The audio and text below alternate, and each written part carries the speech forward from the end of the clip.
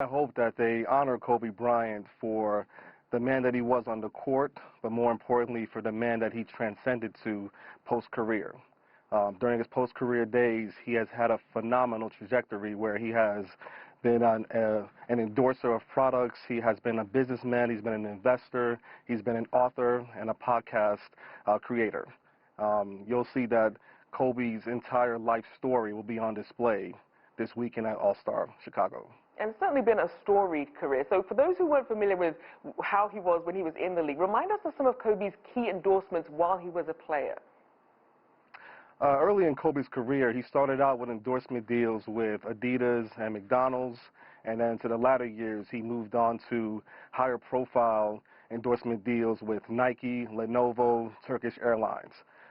In his heyday, he was earning about $20 million off the court, which is phenomenal per year. And overall, when he reached retirement in 2016, his net worth was about $680 million. So Kobe was quite successful.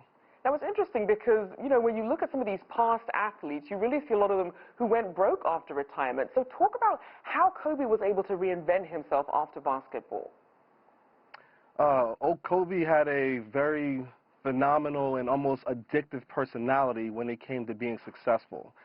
He would reach out for mentorship to many of the billionaires in the field to try to pick their brain on ways to invest, ways to monetize his brand.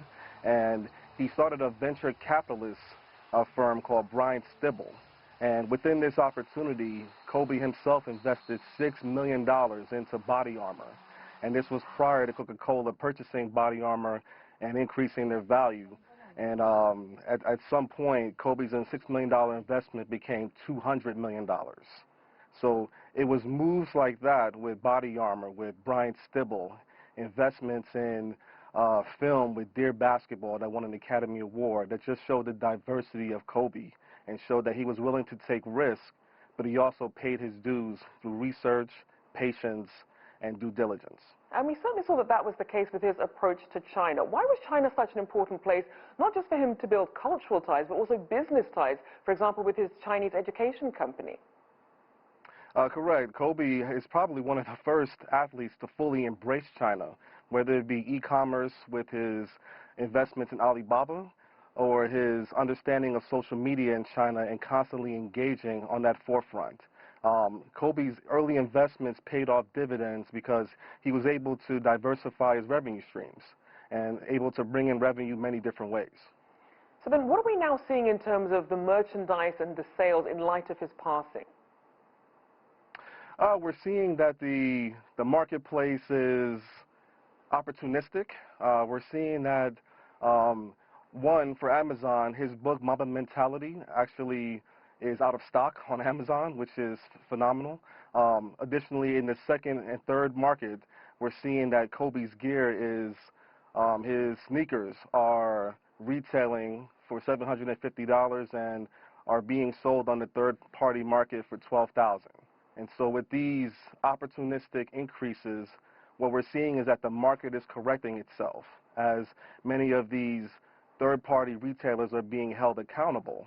And they have put out personal PSAs to donate the extra proceeds from their retail sales to the Kobe Bryant and Vanessa Foundation, which is, I think, is an amazing opportunity.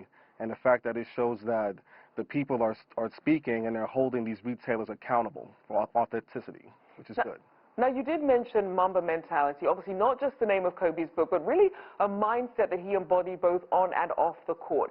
So to honor him, how can fellow athletes and fans really keep that going in terms of the impact that they can have?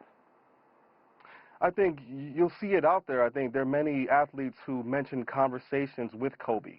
They spoke about the impact he had on them and the final words he said to them, where he challenged them to not mess around with money, not to make bad decisions, but to use their talents for good, to spend time investing in their talents to become better.